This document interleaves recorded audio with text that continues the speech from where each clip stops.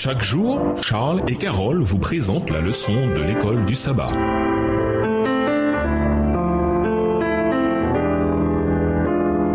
Bienvenue à votre émission Dieu nous parle. Voilà la leçon de vendredi. Pour aller plus loin, nous vous invitons à lire dans le livre Témoignages pour l'Église, volume 1, le chapitre La puissance de Satan, les pages 131 à 138, livre écrit par Ellen G. White. La mission du Christ était d'arracher l'homme prisonnier de Satan à la puissance de son grand adversaire. L'homme est naturellement enclin à céder aux tentations de Satan et il ne peut lui résister si Jésus, puissant vainqueur, n'habite en lui, dirigeant ses désirs et lui communiquant sa force. Dieu seul peut limiter le pouvoir d'un si terrible ennemi qui rôde çà et là sur la terre, toujours à l'affût, craignant de perdre la moindre occasion de détruire les âmes. Il importe que les enfants de Dieu soient conscients de ce danger constant s'ils veulent échapper au piège de l'ennemi. Satan prépare ses batteries de telle sorte que,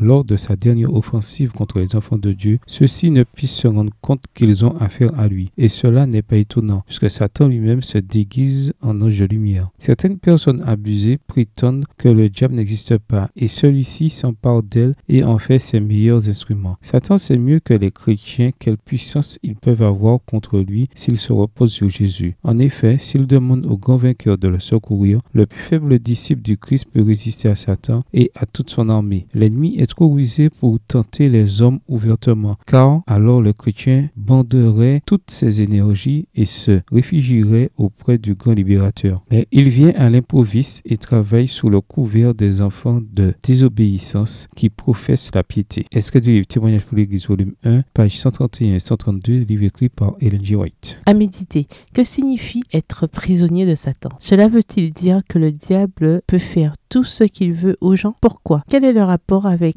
ce qu'on pourrait appeler les règles d'engagement dans le conflit cosmique? Pourquoi Dieu accorderait-il à Satan un quelconque territoire dans le conflit cosmique, même temporairement? Qu'est-ce que cela nous indique sur la manière dont Dieu cherche à répondre aux accusations de Satan? Comment réagir quand des personnes, y compris des chrétiens, nient que Satan est un être, une personne réelle? Bien que l'on ne puisse pas prouver l'existence de Satan, quelles preuves pouvez-vous rassembler qui pourraient aider quelqu'un qui n'y croit pas? Au revoir. Et à demain si Dieu veut.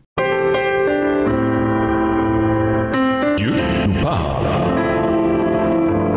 Chaque jour, Charles et Carole vous présentent la leçon de l'école du sabbat.